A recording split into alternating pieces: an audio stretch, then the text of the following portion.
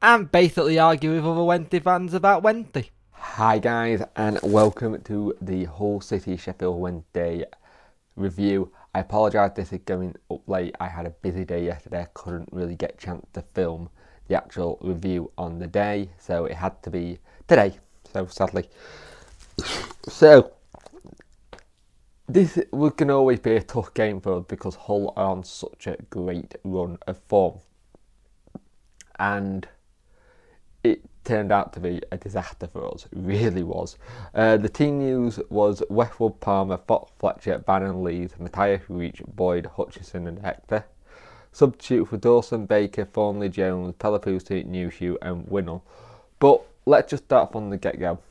We started poorly and it just got worse from there. We just looked really shaky at the back. Didn't play well at all in that first half. Didn't have any real proper chances up until Hutchinson had a chance on the 42nd minute. And we just really didn't play well. It was all Hull. Hull were dominant and rampant like they have been pretty much over the last couple of games. They were so good. It's scary how good they were, to be fair.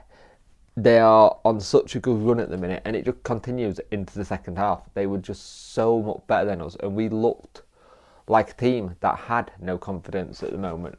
And if we're all brutally honest, we don't have a lot of confidence at the minute. We are a team that is struggling in that department, and yes, the people saying we should have left Bullen in charge to do until Bruce properly came in. I understand that statement, but at the same time, we need to get Agnew and Clement and Bruce's plans in place. And Bruce isn't going to be here until the 1st, we know this. And it was a complete shit show by us. A penalty that got given away by Westwood, which is very unlike him. Normally pretty good at coming out, but it's just one of those games where you have to put your hands up and go, they're on a great run, and it was a bad time to play them. It really was a bad time to play them. Now, we got Luton on Tuesday. I think they had a game against Sunderland. I believe it ended up being 1-1, which is a good result for them because I think they were losing. Now, their manager had just gone to Stoke City. He didn't have a good start to his Stoke City career. I think they got battered 3-1 by Brentford. But it's a similar thing though. They got the situation where they're low on confidence and they're going to have to get brought back up and built up. But let's stick to the Luton game. It's going to be a tough one because they are doing well. They got a lot more, I'd say they got more belief in a sense because they're going to be at home. And for them, it's a big side for either team, Chelsea. But money-wise, it'll help them more than it'll help us, but it's still nice to get it. But regarding this whole game, we just were not the better team for that day. And like I said to someone, we looked like we'd gone a bit back to the Josh days. And we did feel like that at times.